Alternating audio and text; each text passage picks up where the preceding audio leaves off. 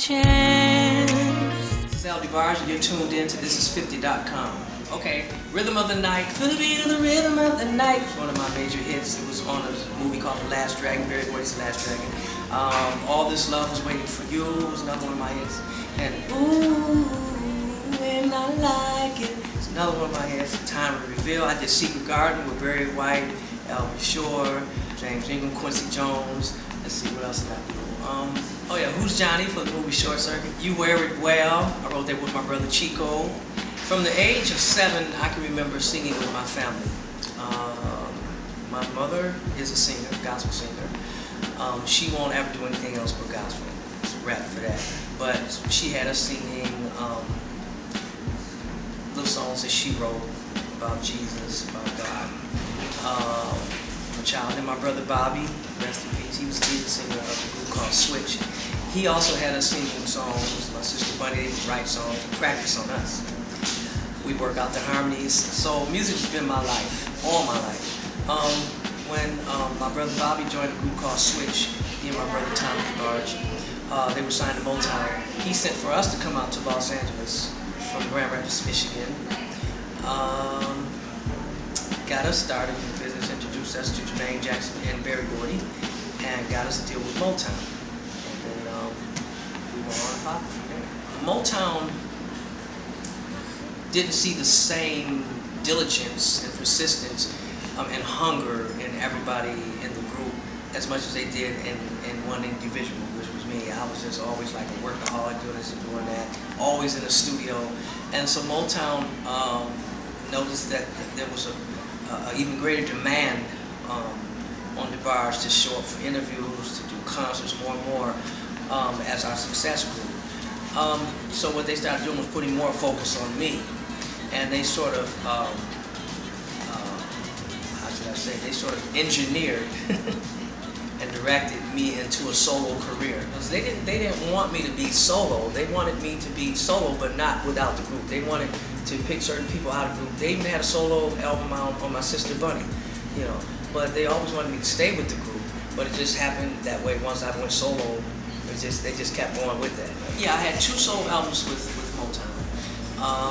Then I went to Warner Brothers after that. Motown was going through a transition where they were, Barry Gordy was selling Motown to LCA at the time. And so everything was kind of falling apart. So I wanted out of that. Well, it was more of a management decision. The record company back then were mainly focused on just us recording albums. But my management, Suzanne DePass and Tony Jones at the time, were my managers. They saw a much bigger picture. They started, looking for other avenues to promote me and market me and, just expand me, my horizons. Well, in a nutshell, the biggest legal problem I had was when I got arrested for drugs. I picked up a crack pipe when I was 25 years old. Just out of curiosity, like a lot of kids are doing nowadays, getting curious and letting somebody talk them into doing this. Just try it once. It took me 22 years and a prison sentence to get off drugs, to put the crack pipe down. And I really wanted to get off it, but I just didn't have my willpower. But I got it back, and this is the reemergence of my career. This is my second chance. That's why it's the name of my CD, Second Chance. I considered it a blessing in disguise when I went to prison. I don't recommend prisons for anybody, but I kept asking God to help me. Please help me, because I'd been to a couple of drug programs, but not saying the drug programs don't work, but there was something deep on the inside of me that was still empty, and no drug program could fill that void. And it was my relationship with my Creator, which is Almighty God, and how He touched me with music and allowed me to touch the world with music. I needed to get back reacquainted with that again. So in order for me to do that, He saw fit to rescue me. I was locked up in prison for 13 months. That's when I got back in touch with that inner voice, which is God inside of me.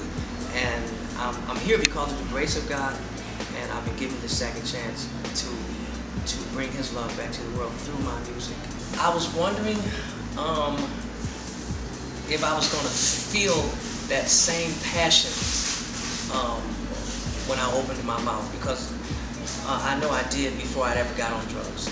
While I was in prison, I didn't write anything. I wasn't even inspired to write. I was just recuperating and being replenished by Almighty God. When I got out, as soon as I hit the microphone, all of that passion just came out of me like a tornado, like a whirlwind. Boom! I had no idea that was going to happen. I just broke down and started crying before I even finished getting the first 2 words out of my mouth. You know, I'm a perfectionist, so from a professional, technical standpoint, I'm never really completely satisfied. But I know that my soul, my passion, my heart is in every song that I did on this Second Chance album. Nothing's changed about the Debarge sound. People want to feel good. They want, you know, everybody's looking for permission to go ahead and cry and not have to feel like it makes them weak, you know, and go ahead and love and not to feel like that means they soft, you know what I mean? And I'm giving the world permission to love again, to cry again. You know, don't front, don't try and act hard. Everybody's got feelings. It's okay. You know what I mean? Feel your passion, because that's you. You know, and my sound is soulful. It's harmonic. You laugh, you cry, but it's joyful.